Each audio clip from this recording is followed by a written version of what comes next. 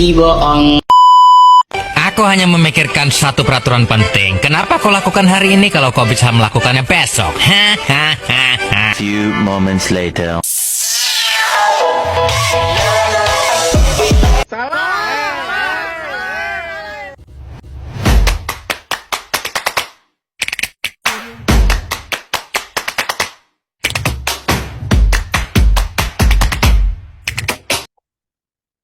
Assalamualaikum warahmatullahi wabarakatuh. Izin memperkenalkan diri atas nama Dwiriani dari kelas PPB 1A. Di video ini saya akan mempresentasikan mengenai unsur hara dan juga cara penyerapannya menurut beberapa jurnal. Video ini dibuat untuk memenuhi penugasan dalam mata kuliah Teknologi Pemupukan yang di mana dosen pengampunya itu Bapak Bayu Adirianto MSI. Izin untuk share screen.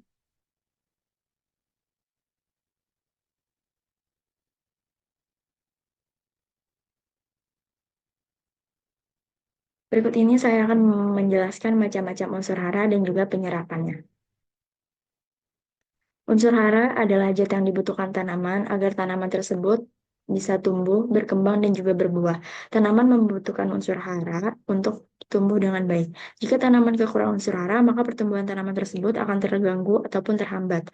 Menurut Armita, unsur hara berperan langsung dalam metabolisme tanaman dan tidak bisa digantikan oleh unsur lain. Dalam presentasi ini, saya akan membahas jenis-jenis unsur hara dan juga cara penyerapannya oleh tanaman. Definisi unsur hara. Unsur hara adalah zat kimia yang dibutuhkan tanaman dalam proses pertumbuhan. Unsur hara terbagi menjadi dua, yaitu ada makronutrien dan juga mikronutrien, yang masing-masing memiliki peran penting dalam metabolisme tanaman. Peran unsur hara dalam pertumbuhan tanaman. Unsur hara berperan dalam berbagai proses pertumbuhan tanaman, termasuk fotosintesis, pertumbuhan akar, pengembangan bunga, dan juga pembentukan buah. Setiap jenis unsur hara memenuhi kebutuhan spesifik tanaman yang mendukung kesehatan dan produktivitasnya. Kekurangan dan kelebihan unsur hara. Jika tanaman kekurangan unsur hara, maka dapat mengakibatkan defisiensi yang ditandai dengan gejala seperti daun menguning, pertumbuhannya juga akan terhambat. Dan sebaliknya, jika tanaman kelebihan unsur hara, dapat menyebabkan toksisitas yang juga berdampak buruk bagi tanaman. Seperti yang dijelaskan tadi, unsur hara terbagi menjadi dua, yaitu ada makronutrien dan mikronutrien. Yang pertama ini ada makronutrien. Makronutrien adalah nutrisi yang dibutuhkan tanaman dalam jumlah besar, seperti nitrogen, fosfor, kalium, kalsium, magnesium, dan juga sulfur. Mereka sangat penting untuk pertumbuhan dan juga perkembangan tanaman yang optimal. Berikut contoh makronutrien, yaitu ada nitrogen untuk pertumbuhan daun, fosfor untuk akar, dan juga kalium untuk ketahanan terhadap penyakit. Gejala kekurangan makronutrien. Kekurangan makronutrien dapat mengakibatkan gejala spesifik seperti daun menguning, akibat kekurangannya nitrogen, akar yang lemah tanpa adanya fosfor, atau kekurangan fosfor, dan ujung daun yang kering karena kekurangan kalium.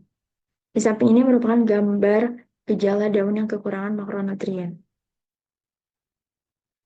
Selanjutnya ada mikronutrien. Mikronutrien adalah nutrisi yang dibutuhkan tanaman dalam jumlah kecil, tetapi krusial untuk kesempatan dan pertumbuhan. Beberapa di antaranya sangat penting untuk proses fotosintesis dan metabolisme. Ketersediaan mikronutrien ini dapat menentukan produktivitas tanaman secara keseluruhan. Contoh dari mikronutrien yaitu zat besi, boron, mangan, tembaga, dan molibdenum. Zat besi misalnya sangat penting untuk proses fotosintesis, sedangkan boron berkontribusi pada pembentukan bunga dan juga buah. Dampak kekurangan dari mikronutrien dapat menyebabkan gejala serius seperti daun muda menguning akibat kurangnya zat besi, atau pembuangan yang terhambat karena kekurangannya boron. Masalah ini dapat mengakibatkan hasil panen yang menurun serta pertumbuhan tanaman yang tidak optimal. Ini merupakan daun yang kekurangan mikronutrien. Sumber unsur hara. Tanah adalah sumber utama unsur hara bagi tanaman. Kadar unsur hara dalam tanah dapat bervariasi tergantung pada jenis tanah dan kondisi lingkungan sekitar. Nutrisi ini tersedia bagi tanaman melalui proses pelarutan yang terjadi saat air diserap. Selanjutnya itu ada macam-macam pupuk. Pupuk terbagi menjadi dua, ada pupuk organik dan juga anorganik. Pupuk organik sendiri berasal dari bahan-bahan alami, seperti kompos dan juga pupuk kandang. Mereka menambah unsur hara serta meningkatkan kesehatan tanah dengan memperbaiki struktur tanah dan memperbaiki retensi air, sehingga mendukung pertumbuhan tanaman yang lebih baik.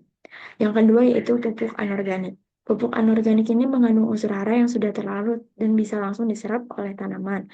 Contohnya seperti urea, SP36, dan juga KCl. Meskipun efektif dalam meningkatkan hasil panen, penggunaannya perlu dilakukan secara hati-hati untuk menghindari pencemaran tanah dan air. Penyerapan unsur hara. Tanaman menyerap unsur hara utamanya itu melalui akar. Unsur hara larut dalam air dan masuk ke dalam sistem akar yang dilapisi oleh rambut akar untuk meningkatkan permukaan kontrak dan efisiensi penyerapannya.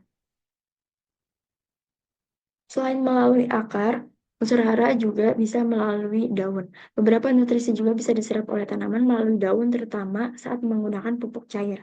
Ini terjadi ketika nutrisi menembus kutikula daun dan masuk ke dalam jaringan tanaman, mempercepat penyerapan nutrisi. Faktor yang mempengaruhi penyerapan yaitu ada pH tanah, kadar air, dan juga kondisi fisik tanah. Kondisi tanah yang baik seperti tekstur dan komposisi sangat penting untuk memastikan tanaman dapat menyerap cukup nutrisi. Kesimpulannya yaitu mengetahui berbagai unsur hara dan metode penyerapannya krusial bagi petani dan penggemar tanaman. Informasi ini memudahkan dalam pemilihan pupuk yang sesuai, yang pada gilirannya dapat memperbaiki kesehatan dan juga hasil tanaman atau hasil panen. Selanjutnya yaitu membahas tentang penyerapan unsur hara dan diagnosis visual masalah nutrisi pada tanaman menurut jurnal.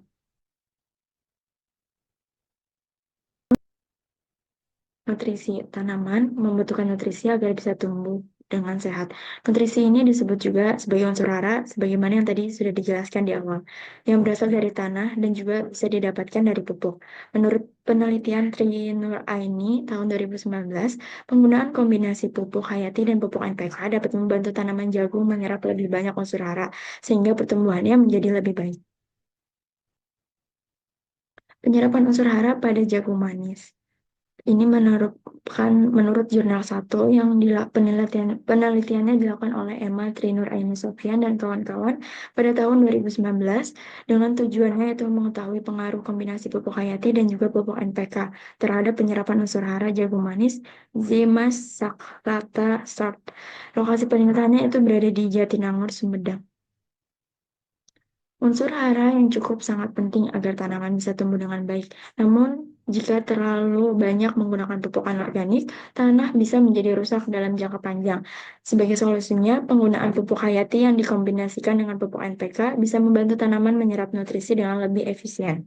Selain itu, cara ini juga bisa mengurangi dampak buruk dari pemakaian pupuk anorganik yang berlebihan.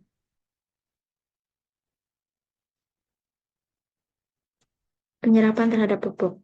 Penelitian menurut jurnal satu ini dilakukan di dalam percobaan Fakultas Pertanian Universitas Padjadjaran yang disingkat sebagai UNPAD untuk mengetahui pengaruh kombinasi pupuk hayati dan pupuk anorganik terhadap pertumbuhan jagung manis.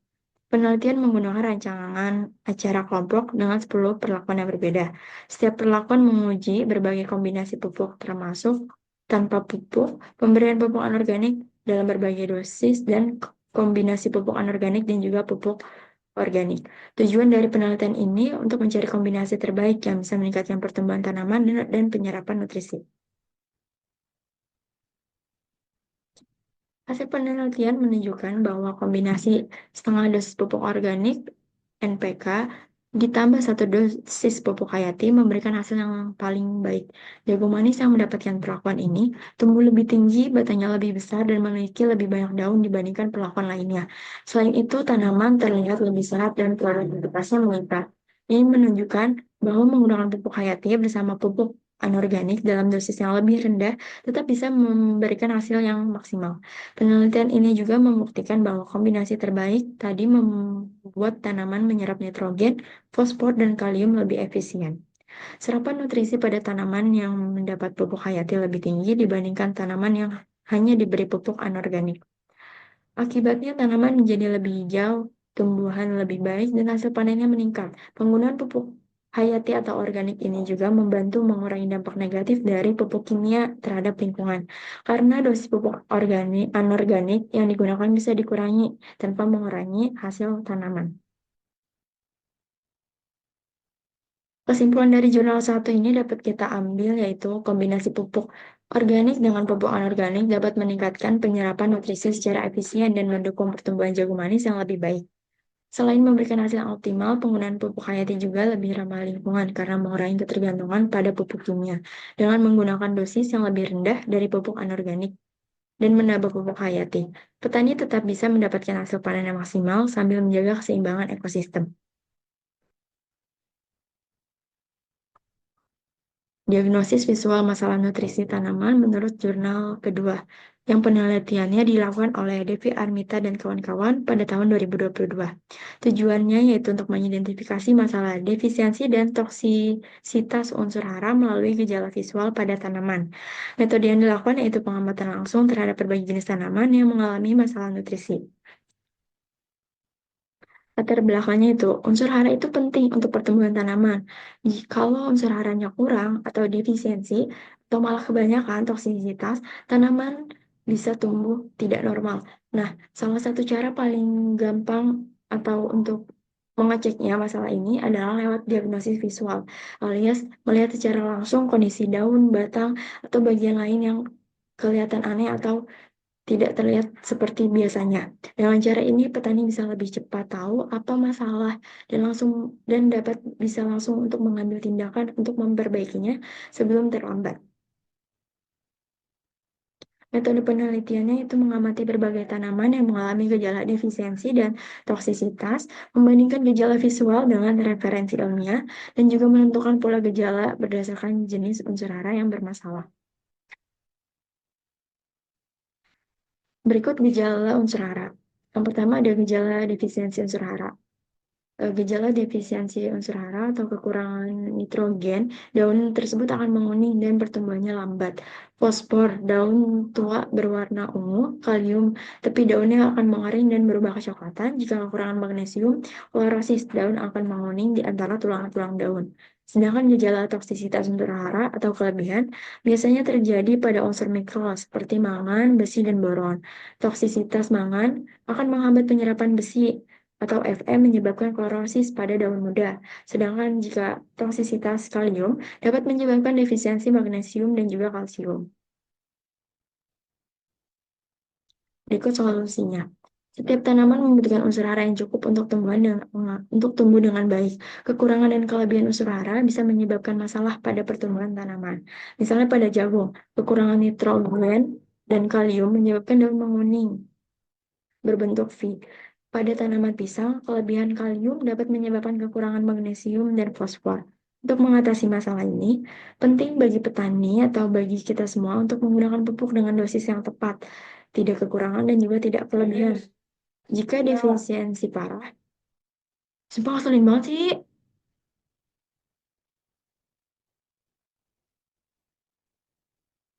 Jika defisiensi parah, pemupukan lewat daun bisa menjadi solusi cepat untuk membantu tanaman menyerap nutrisi secara langsung. Berikut contoh defisiensi pada jagung. Jagung sangat peka terhadap kekurangan unsur hara. Kekurangan nitrogen menyebabkan daun menguning dengan pola berbentuk V dari ujung ke arah pangkal. Kekurangan kalium menyebabkan ujung tepi daun menjadi kecoklatan atau kering. Jika dibiarkan, defisiensi ini dapat memperlambat pertumbuhan dan juga mengurangi hasil panen. Solusinya yaitu dengan memberikan pupuk NPK, memberikan pupuk N dan K sesuai kebutuhan dan melakukan pemantauan secara berkala untuk mencegah penurunan produksi. Defisiensi dan toksitas pada pohon pisang. Pisang juga bisa mengalami gangguan karena kekurangan atau kelebihan unsur hara. Jika kandungan kalium terlalu tinggi, tanaman bisa mengalami kekurangan magnesium dan kalsium yang menyebabkan pertumbuhan terganggu. Jika kekurangan fosfor dapat menyebabkan pertumbuhan daun melambat dan bagian tepi daun menguning. Seperti contoh gambar. Untuk mengatasi masalah ini, petani perlu menyesuaikan dosis pupuk dan menggunakan pupuk yang mengandung unsur hara secara seimbang agar tanaman dapat tumbuh dengan optimal. Kesimpulan dari jurnal 2. Penelitian ini menunjukkan bahwa diagnosis visual dapat membantu mendeteksi kekurangan atau kelebihan unsur hara pada tanaman. Meskipun untuk hasil yang lebih akurat perlu didukung oleh analisis laboratorium. Gejala kekurangan unsur hara atau defisiensi umumnya lebih mudah dikenali dibandingkan dengan toksisitas. Agar tanaman tumbuh sehat dan produktif, petani disarankan menggunakan pupuk sesuai dengan kebutuhan. Dengan memantau gejala fisik seperti perubahan warna atau bentuk daun, dan juga menggunakan pupuk hayati atau organik untuk meningkatkan efisiensi penyerapan nutrisi serta menjaga keseimbangan ekosistem. Dengan kombinasi diagnosa visual dan penerapan pupuk yang tepat, petani dapat dengan cepat mengatasi masalah nutrisi ini dan mendukung pertumbuhan tanaman yang lebih baik dan juga meningkatkan hasil panen. Jadi, kesimpulan yang dapat kita ambil yaitu unsur hara memiliki peranan sangat penting bagi pertumbuhan tanaman maupun meningkatkan hasil panen, yang penyerapannya bisa melalui akar maupun daun. Namun dalam penggunaannya, unsur hara ini harus memiliki takaran yang pas agar tidak terjadi kekurangan maupun kelebihan unsur hara pada tanaman, karena hal tersebut dapat mengganggu pertumbuhan pada tanaman. Kurang lebihnya mohon maaf. Wabillahi taufiq wal hidayah. Wassalamualaikum warahmatullahi wabarakatuh.